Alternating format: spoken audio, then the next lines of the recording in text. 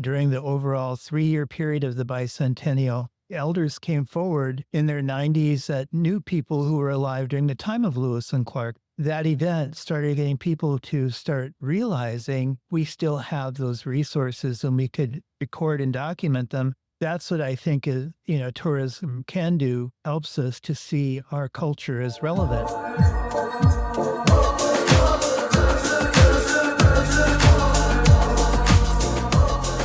Joining us for the Native Edge podcast. And Mikaela, I'm not even sure which episode this is, but we're so excited to be on another remote location for the Native Edge podcast. And we're at Cache Creek in Brooks, California. And we have a special guest today.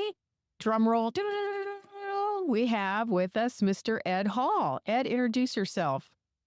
Oh, thank you, Yvette. I'm Ed Hall. I'm Marikaran Hidatsa from the MHA Nation in North Dakota, and retired from the Bureau of Indian Affairs after over 31 years, and now working as a consultant and working with the National Center for American Indian Enterprise Development on a great new project. Yes, and that new project is the Native Edge Tourism Technical Assistance Program. It's kind of a long name, but we seem to do that at the National Center, including our title name, the National Center for American Indian Enterprise Development. So we're just keeping with tradition, I think. So you come with a great resume of experience. We're so excited to get this new program off the ground, and you're going to be one of our consultants. And what do you think how this is going to go? What should we look forward to? Oh my gosh. I mean, the future is incredible, I think, in regard to the opportunities that are out there for indigenous communities, within the United States and throughout the Western Hemisphere. And, I think that the whole industry of tourism is something that we've been a part of our whole, history as people, yes. Right? Amongst ourselves, each other, before contact, we had trade and commerce throughout. You look at a lot of the archaeological sites that they're now, excavating and trying to figure out a history that we've had, and realizing that the artifacts they find largely come from throughout the Western Hemisphere and not from just that local area. And, the idea of how we've been marginalized over all these years to be primitive people. And now they're finding that that's not the case. And, the important thing I always tell people when we look at how we are presenting who we are is really knowing our journey first, and that our journey didn't start when we were quote unquote discovered. It goes far beyond that. And, our civilizations were part of a great network of civilizations. And so the idea of now being able to present ourselves as destinations to the global economy and being able to share our truths is something that is really exciting, because we've been living through stereotypes and misinformation for so long. And I think that the world is ready to hear it. Yes, I love that. A lot of words come to mind, some of which are attraction, retention, and destination, revitalization, respect, because a lot of times people come into communities and they don't realize that they're stomping around in places where maybe they shouldn't be going. And that's why it's so important for communities to also market, if you will, what they want their visitors to see, and how it could be maybe in a controlled atmosphere, if you will, and meaning that, the respect is there and that they're asking proper questions, tribe is involved, leadership is involved, community enrolled members are involved, individual business owners, of course, because they have a lot to offer and it just cannot be done with one person. As we know, it takes a team to build all of these different programs and a lot of resources, like you said. And we've been doing this time immemorial with the trades. And we know this through even our creation stories. Mhm. And so we want to be respectful of the differences in the tribes when people come into the community, what they're going to see, how it's going to be shown to them, and how they can participate and really learn about our cultures, as well as what is their takeaway when they go back home to their homes. And likewise, how can we work together to build those roadmaps into each other's communities, whether it's locally, nationally, or international?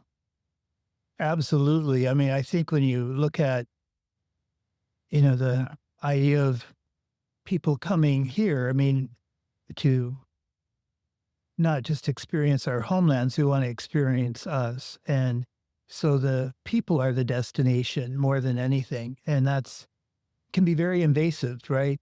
So providing the framework of how the community is involved is so important because everybody is a potential destination.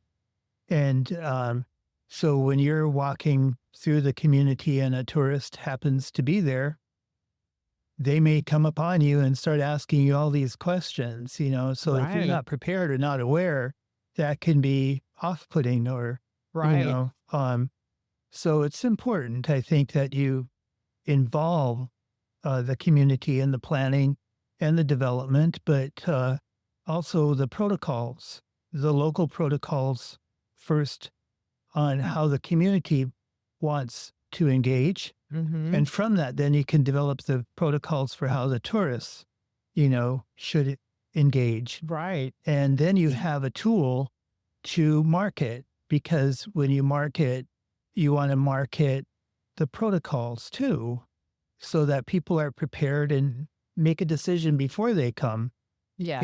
on how to be appropriate, Mm-hmm. but also welcome, Yes. and I think um, people want that. People want to be able to be comfortable leaving for some place knowing that they're not going to be offensive or inappropriate and have a level of security, Mm-hmm. in that regard. But when we look at the impacts of tourism, you can't deny that, you know, that's how our cultures evolved anyways. Mm-hmm. We all learn from one another. So Yes. it is a cross exchange. Mm-hmm. And that's why it's important, I think, to um, kind of establish your standards on impact Mm-hmm. you want in your community and or want to guard so that people aren't negatively impacted. Yes. And, I've known a lot of different artists or people that have other skills that maybe I don't have. And it's just that communication and talking with them. And they always tell me that when they're at an art show, for example, somebody from Europe inevitably is there and they start asking them questions. And they're always like, people from Europe are really interested in Native Americans. Like they don't know that we still exist, and then they find out that we do. We're still here, of course. And they want to know about their culture, their history, what is the difference between this tribe and another tribe? And they always tell me they're so interested in Europe about learning about the real Native Americans in the North Americas. And so that's always really exciting because we're at this conference today, the Native Edge Institute. Billy Mills was a keynote speaker this morning and talked a little bit about the discrimination, losing his parents at a young age, and then really experiencing some setbacks, but how he really overcame those obstacles and, looked to his dream to win the 10,000-meter run in Tokyo in 1964. As well as you were on a panel today talking about tourism. And it's just really exciting that we have an export program as well at the National Center, and how all of these are just tied in together with business and economic development for individuals and the tribes. And again, to go international. And so we want this attraction, but we want to do it in a respectful way, like we just said. What else would you like to add as far as your experience having worked at the agency, and now you're an entrepreneur yourself because you're a consultant? And how was that change for you? Wow, that was a big change. Um, I think working within the federal agency, working within the federal government was a great experience. First of all, before I went in, I was in the private sector, and as a Native person, it was difficult. Well, getting into business is difficult, anyways. But I found that I was working in minority business development, and as another minority, it was kind of hard to get work, and I would get turned down for certain projects, and then hired back by the person who got, or the company that got that project, to do that work on Indigenous development, right? And so going into the federal government, I got to see how government contracting works, how we work, to deliver what we do, and how to be of public service. And that's a whole different kind of environment. Of course, I had a salary, I had, security in my job and that kind of thing, which is great. But I was challenged too, because I had to overcome kind of the reality really of the Bureau not necessarily being the friend of the tribes all the time.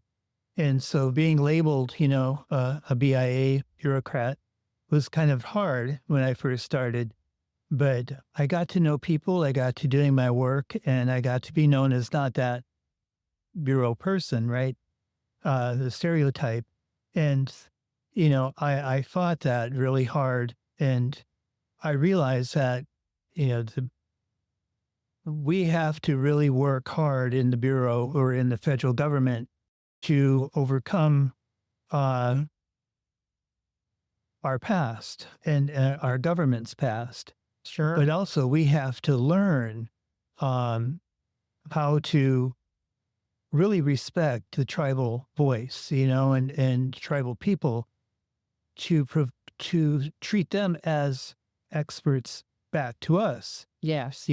as sources of information, and so that we're better able to provide the service that's needed. Right. Mhm. Otherwise it's very paternalistic. Yes. Thank you. Yeah, I get that. And it's about building relationships, not only with the federal government, like we were talking about, working with the tribes and the individuals, but even with the state agencies. And so we saw this great presentation that the state of California has, and how they're building their economies through tourism development, and how we at the National Center also want to work with all the state agencies, different states within themselves on their Mhm. tourism. Because if you're driving from one state into another state, obviously now you're, leaving one area of expertise of someone's or the organization's plan to another state to their plan. And what does that look like? Because tribes border states all the time. Standing Rock borders and goes into South Dakota and North Dakota. So they're in both states, and I think that is often the case with a lot of our tribes. Well, I think the most important thing is, tourists don't really look at borders, and, same thing with public lands or tribal lands. Am I on BLM land, Forest Service land, Park Service, or tribal land? They just want to be out there and experience, so the country.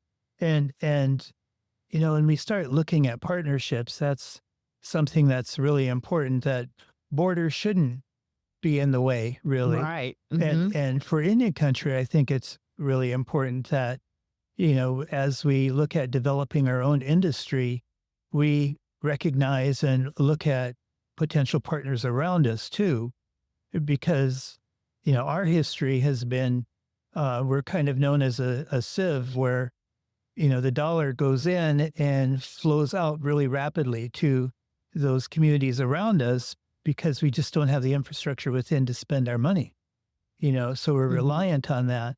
As we start developing our own capacity internally, we are not only building our own revenue base and our own capacity, but we're also enhancing what's around us too, and so it doesn't always have to be one or the other. And when we look at where we get our finances, where we get the support for our development, a lot of times it comes from those surrounding communities. And that's been a problem in the past in getting financing and that kind of thing. Mhm. So it's important to really educate our partners, our neighbors, that we are an asset to them too. Mhm. And as we grow, they have the potential to grow, Yes. right? It's Mhm. not one or the other. Mhm. And so that's what we see time and time again when the National Center has gone out. We do try to get out in the community the day before our training to get to know the local community, see what they have to offer. How can we feature them? How can we learn about their success stories, the things that they've learned, the things that didn't work and that are working now? And so that's all tourism. Oh, yeah. And you've done this work now. What else can you share with us? Oh my Something like gosh. that in these success stories because they're so important to learn about. Well, I was just interviewed this last week, or is it this week yet? Um, by the New York Times on the Lewis and Clark Bicentennial, where I was Nice. the coordinator for the bureau, and you know, um, that work was pretty intense just to get to number one, identify if the tribes wanted to be a part of it or not. But during the overall 3-year period of the bicentennial, um, seeing the tribes really evolve and seeing this as an opportunity. And the opportunity was that they then saw their elders as these amazing resources of knowledge about a time that had long been forgotten, and elders came forward in their 90s that knew people who were alive during the time of Lewis and Clark. We don't realize 200 years isn't a lot of time. No, it's not. And, they brought different things from like under their bed or in the closet, documents supporting what they were saying about that time. And this information hadn't been known to even their family, you Wow. know? And so all these folks from the community were like, oh my gosh, we've got these elders. They have this knowledge, all these things that we've buried, about ourselves because of the boarding schools, because of all these things that policies of the US government and what that have really forced assimilation.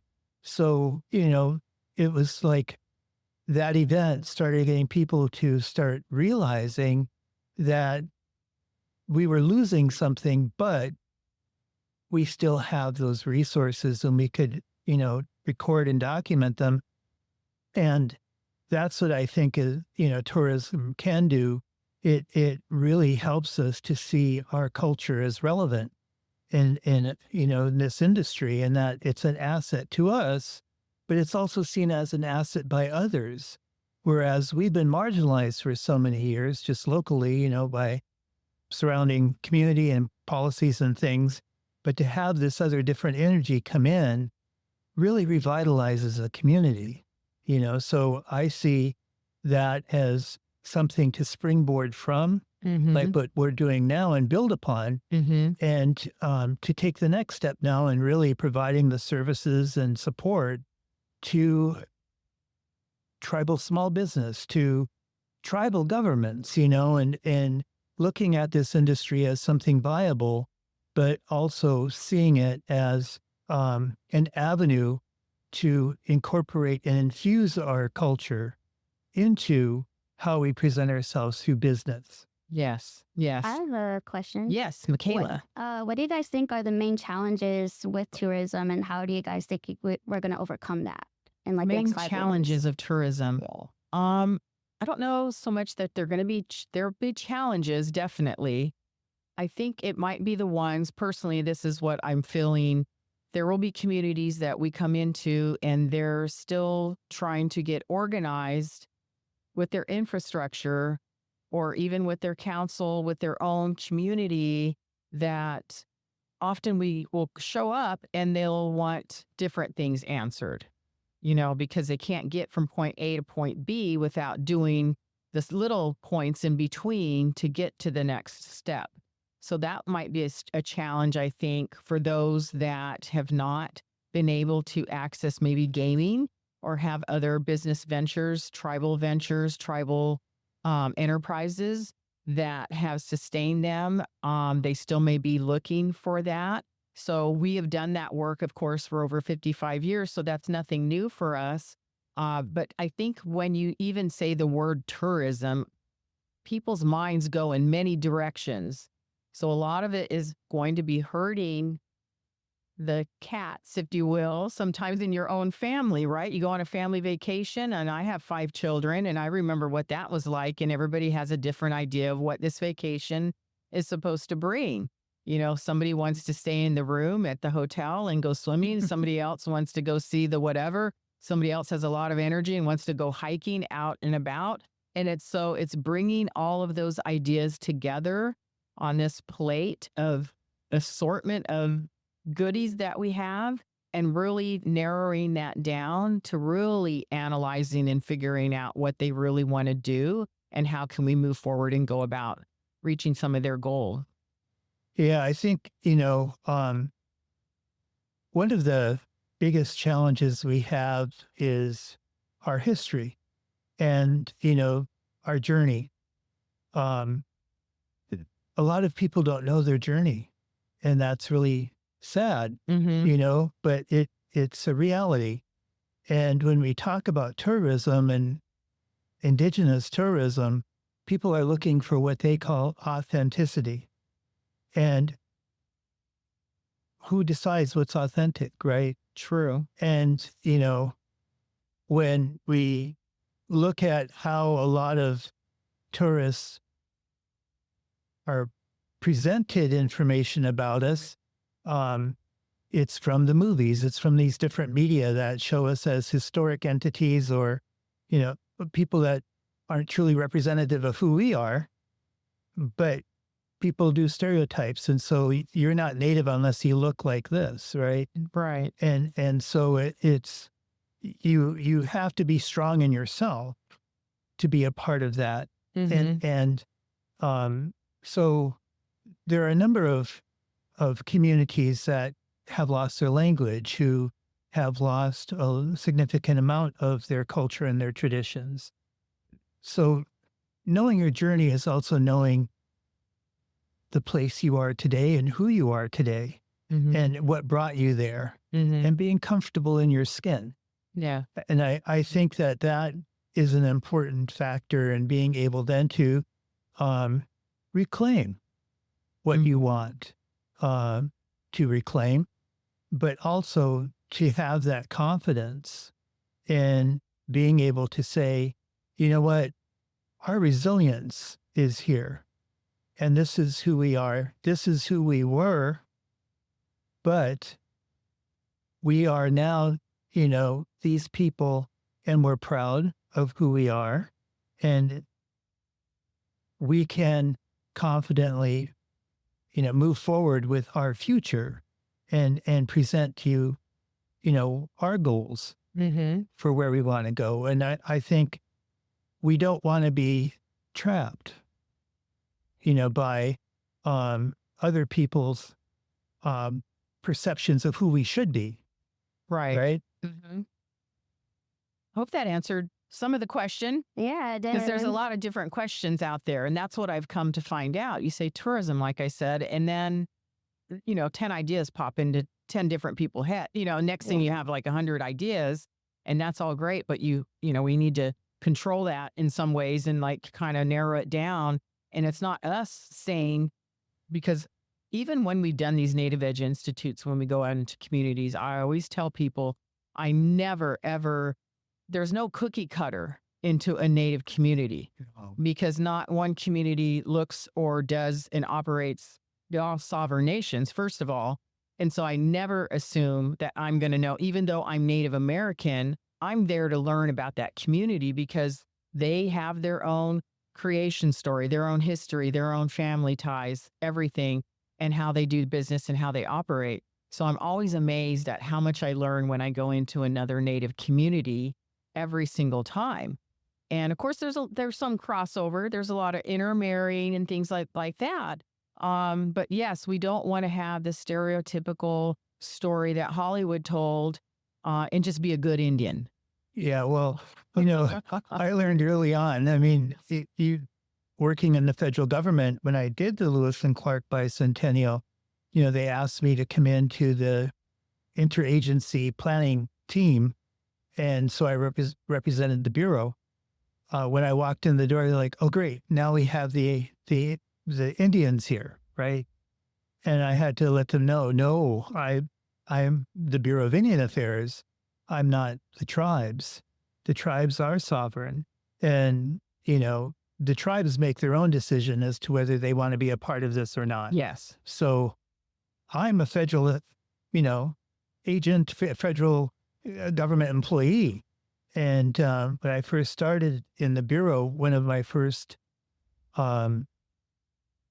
experiences was to go to South Dakota to do a project at Wounded Knee.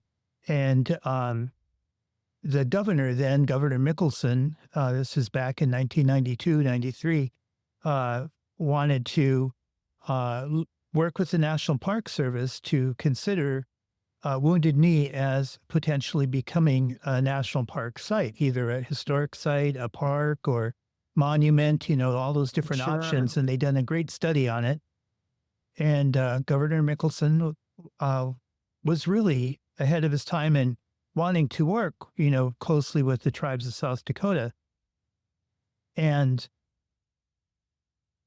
I was like, well, this is all really great stuff, but what about a tribal park? Or what about a tribal government managing and owning, that designation? Mm-hmm. And when we went there, it was a controversial meeting, of course, because it was a Wounded Knee. Mm-hmm. But the site itself wasn't under federal ownership.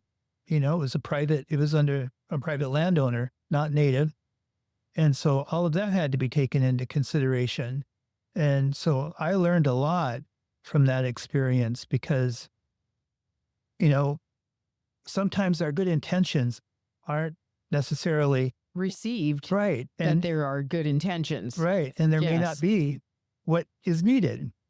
And, right. And so, it's really important when we work with others that we realize that voice really needs to be considered and heard. But when we talk about tribes really have to be seen as not only consideration, but they have to be seen as the leaders, in that decision. Mm-hmm. And, I think that was a really good lesson, for the rest of my career. I can only imagine. I've been through a few tribal council meetings in my time, and they can get pretty lively when there's differing opinions. I'll just say that. We were in Hawaii a few years ago, and we conducted one of our trainings there. And we checked into the hotel, and the person at the hotel desk said, oh, if you want, you can, connect to this app and listen to, the different sites and things. It'll take you on a journey. And we didn't think too much of it. You know how when you check into a hotel and they give you this is the spa and here's the pool. And oh, by the way, you can do this. And so somebody downloaded the app, and we were underway going from one area to the other to conduct some interviews and get to know some small businesses in Hawaii. And we had the app going and the music's playing. And then all of a sudden, this very pleasant voice came on and said, "You are now, if you look to the left, you will see, this mountain." And it started telling this whole history. And before you knew it, we were all so engaged. You could drop a pin in the vehicle, and there's probably about 7 of us in this large SUV. And we learned about these various sites and places in Hawaii from this app. So when we started talking about tourism, of course, that came to mind. And again, it's up to the tribe, and not saying that this is going to happen, but I thought that would be really cool if there was an app. An indigenous tourism app? An indigenous tourism app that you'd have to work with the state, though, because if you're crossing into different areas, but you have your app on, and then all of a sudden, it turns on and it says you are entering the Winnebago tribe of Nebraska. Please visit our casino in Omaha, because they just opened some casinos off reservation in Nebraska, right? And changed legislation, did all those great things. And for it to take you on that journey where you want to stop at the circle in their park to see the various chiefs, sculptures that they have, and learn some history while you're on your trip, let's say. Or a destination if you wanted to go, because then you're clicking on you're learning about it, and then I really want to see that. Or you're going into a community. Cherokee, North Carolina, welcome. Here we are at the casino. The general manager comes out, maybe introduces themselves and says, please come inside. Our amenities, this is what we have, but please be mindful. We don't go down this road or that road, that kind of thing, maybe. And then please stop by at the mill down and visit our friend John Parker. He's a store owner. And then next we go there, and John Parker's on the app and says, "Yes, come on inside. I'd love to have you. Thank you for being here." And so it's just these ideas just in this short amount of time of this past month that these things are just really coming to light, where we're thinking, we're all brainstorming. And that's kind of where we're at right now, is really just brainstorming. And of course, getting the data, finding out what the needs assessments might be, or the needs, who wants to be involved. And then I just see this growing, like all our other programs that we have been involved with, to growing into something really amazing. Oh, I agree. When you look at just the massive amount of media, different technology out there today, and being able to use it to our end, and having, another one is GIS technology, and the mapping, and being able to guide people where you want them, and, have them avoid or not go to other places, and interpret where you want them to be and to see. It's there's so much out there that can be done. I'm now on the advisory council for the National Trust for Historic Preservation on the centennial of Route 66, and one of the things that we're looking at doing is presenting Route 66 as it existed before contact as a trade and commerce route for tribes, and being able to show, who was involved and what was involved and with whom, so that we see ourselves as these civilizations that worked amongst each other, traded amongst each other. And, a lot of people, we don't have the infrastructure in some communities, and they have to, do all this work. Others will say sometimes that this is a Western thing, and that's not us. But when you look at that trade and commerce, we were market ready. When people came into our village, our community, our area, we had to have what they needed, and they had to have what they wanted ready to go, because that was a one shot to do it, right? And when you look at our regalia, from up where we are in the Dakotas, there, dentalium, you have to go to Macau to get dentalium. It's, it's not just next door in the Missouri, Right. So you think about how far and wide these things come, and how we valued something very highly like that. well, what did they get in receivership from, was it buffalo hides? Was it, what Right. did they take? And so it's not that big a leap to see us today being in part of this industry and look at indigenous foods, when you just see the bounty that was here already when people came, and people largely don't know or don't see our vast resources as being a part of our civilizations, you Mm-hmm. know? And so I think there's just so many things that we can do and can showcase and, you know, that there's a huge audience out there Mm-hmm. that will value that and not only be a part of our industry, but also be a part of respecting who we are, and advocating for us. Yes. And I think that's what tourism can really help bring. Yes. Us thinking with the routes, because I know that a lot of us had to trade with each other back in the day, because you talk about the feathers. And with Hopi's, one of our places that we migrated was Chaco Canyon, and that was also a huge trading place. And they found like chocolate there and like all kind of cool stuff that comes from all over. And so I find that fascinating, because it shows that we did do this back in the day, but we had our own way of doing it, and now Mhm. it's just coming back. Right. And so I think that, yeah, with the whole routes, I didn't think about that, but I was gonna ask you for the Route 66, where, I guess what tribes are around that and who use that route, do you know? Oh my goodness. Well, Route 66. Route 66. Oh, Oh, is there a song about that? oh yes, yes. You've got your karaoke mic there. You might want to.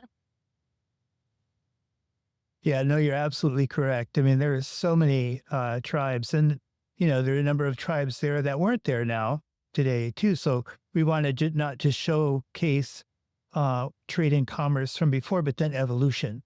And to see um, where we're going as well. So we don't want to get locked into the past. We want to be able to show our journey along that road, which is, a journey along the road. But it's like all of us have to see a future. And the most important thing is everything we do, I find this something I forget sometimes, but, now that I'm older, Now that we're elders. elders, yes, we can't forget our youth, because this is their future, not ours. And so if we're in our own heads planning their future and they're not really a part of that planning or informing it, they're the ones that got to carry it on. And if it's not important to them, they're not gonna, True. So it's like they have to see this as a part of them. And so, that's kind of what an elder did back in the day too. They were the key part of our communities that really acculturated our youth, Mhm. So I guess that's something I need to keep in mind and be a part of. But yeah, I think that when we start looking forward, we have to bring our youth in as part of that. Mm-hmm. Well, Billy talked about the seventh generation, of Yes. course, something of the Plains tribes. And, you know, and I've read, Black Elk Speaks, great book. He talked about that, of course. And I was told that, that is this generation now. That's you, Mikaela. You're of that seventh generation.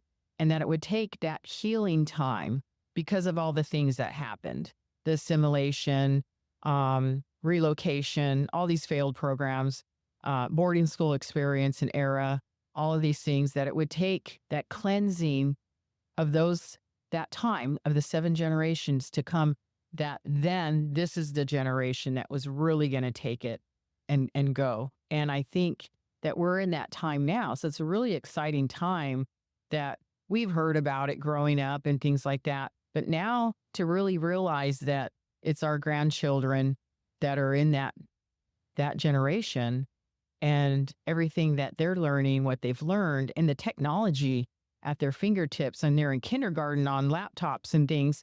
I mean, we were reading, Tom and Jane books or whatever.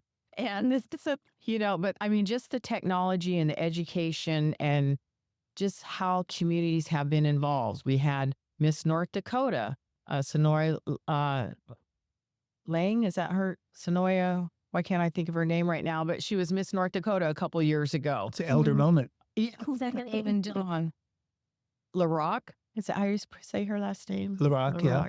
Yeah.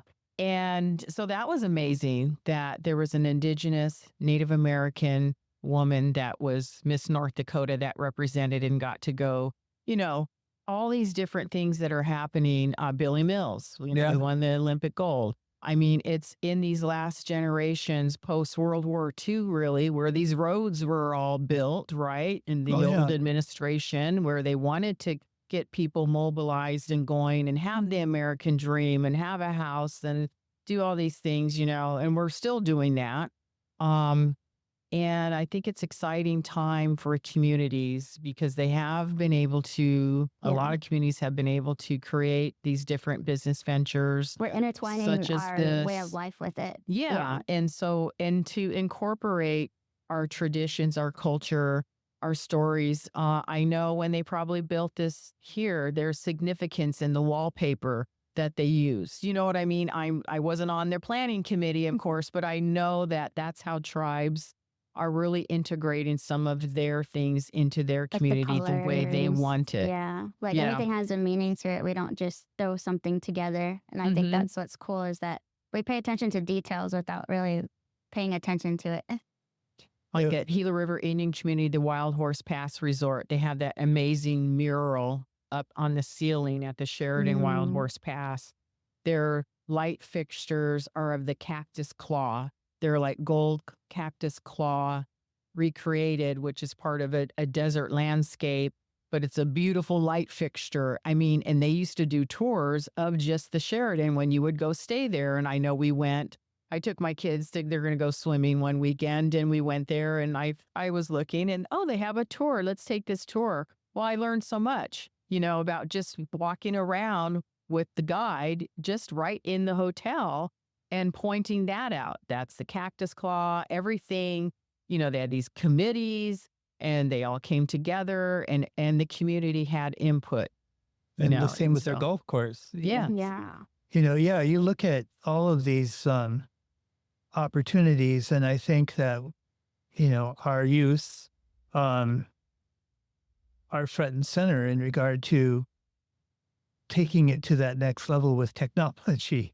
I know I'm not, but, when you have all these different ways for us to share our voice, and I think that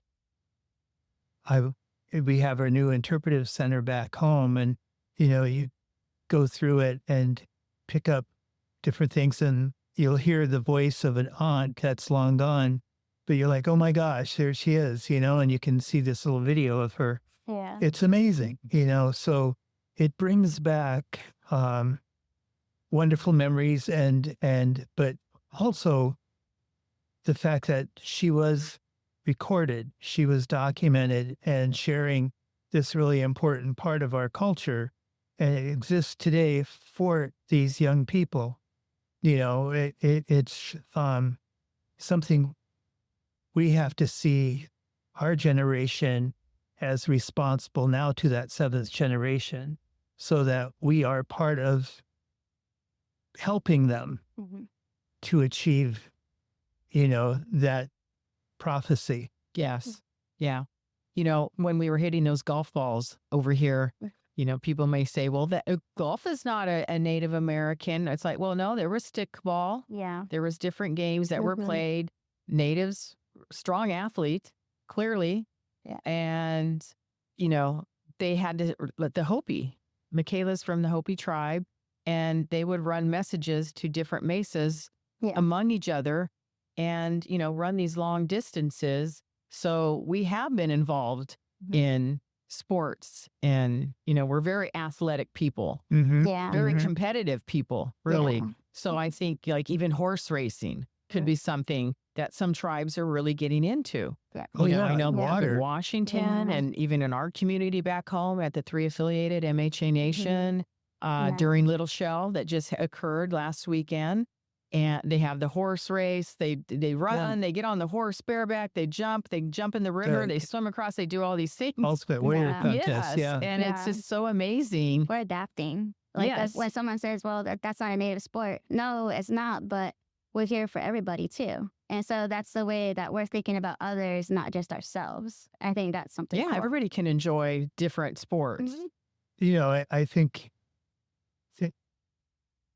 we had a webinar on decolonizing tourism a couple of weeks ago at the George Washington University, the Indigenous Tourism Collaborative of the Americas. And, you know, one of the most important things I learned really is that is something that needs to begin here within ourselves, right? Mhm. We can't keep looking externally at other people to fix us or to change things, right? It's us. And so that's the same thing with tourism. It's like, how do we take ownership of this? And how do we infuse our culture and do it in a way that not only is about us, it's about our ancestors, you know, because I mean, when we were little, we were taught that our voice isn't our voice. It's our voice being our ancestors, Collectively. you know, collectively. You are a product of all that came before. Absolutely. So when we speak, we have to be responsible, right? And respectful of that. Mm-hmm. And so, you know, I look at, you know, how we move forward as being a part of that too. Mm-hmm. And realizing that we have an opportunity to give our respective cultures, our ancestors, that voice again, and have it not just be a private conversation for ourselves, but really have it be a presentation to the world. Yes. I love that. Yeah, I think that with the whole tourism coming up, I see the part where you're talking about like you have to understand yourself first before you're doing these things because like comments like that, like, oh well, this isn't native, but it's that negative thinking like that's not me because of our trauma experiences. Right. But when we get past that part, then we realize no, we can work together. Yes. That's your sport. Cool. This is mine. Like you want to play it together. Like it's an interesting thing when you talk about healing because this is deep. It goes deeper than that when you talk about prophecy and all these different things. It's more than that. And I think that's really cool what you had to say. Yeah. And you can be involved and it just takes an invitation. Mhm. So I asked, I said, you have a driving range? Yes. I said, I like to hit a ball. And then everybody's laughing. And then next thing you know, we get the carts and we go up the hill and we get the club and we did it. And then I was encouraging my coworkers. I was like, come on. Next thing you know, we were all doing it. And that's all it took. Yeah. And it was fun. Yeah. Well, I think when we look at tourism, and as I said, our trade and commerce before contact, we were always welcoming people into our homes. Yes. Remember, You know? we would go visit. You'd go with your parents. They and never had you were young, hotels. probably dreading it in some ways, but then when you got a little older, how much I appreciated that and how I miss it because people don't really visit anymore. You know, they don't just show up and have coffee and visit and then hearing the Hidatsa language being spoken, all these things, right? And it's like you realize how much you were really involved and didn't realize it while it was happening, but yet that sometimes that doesn't happen anymore. Oh, you know, we go way back, but I remember my grandma Mercy Walker going and staying with her. She lived way out in the country of Mandaree there. And my aunt and I would go and drive with her to go to her house, but first go and pick up groceries and then go out there.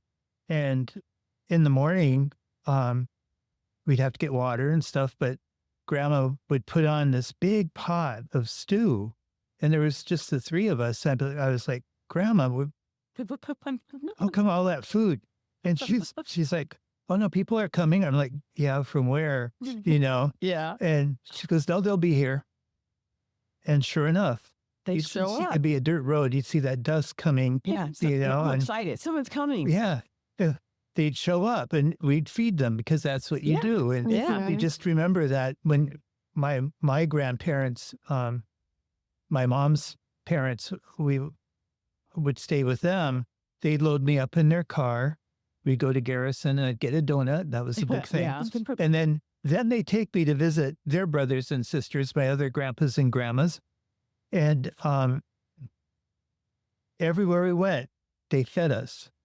I know. And you can't say no. You can't say no, and you have to eat it. Yes. Yeah. So And I'd be going, we can't visit anymore because I'm full. I hurt. But that's how we were. And Yes. so it's like, certainly we don't want to be having everybody in our kitchen and, like that, but this is not foreign and this is not somebody else's industry. This is something we can take ownership of because it is part of our history. Yes. Mhm. And it's time. Yeah. Final words? I'm just excited to see what we can do. And I think that this is another way of really giving people, not just the Native communities that we'll be working with or Indigenous communities, but the industry, a sense of how we can support one another.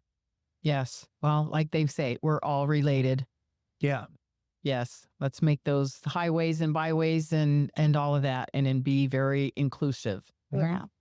Well, Chris James always does the sign off, and he's not here with us on this trip, but he always says, see you next time on the Native Edge.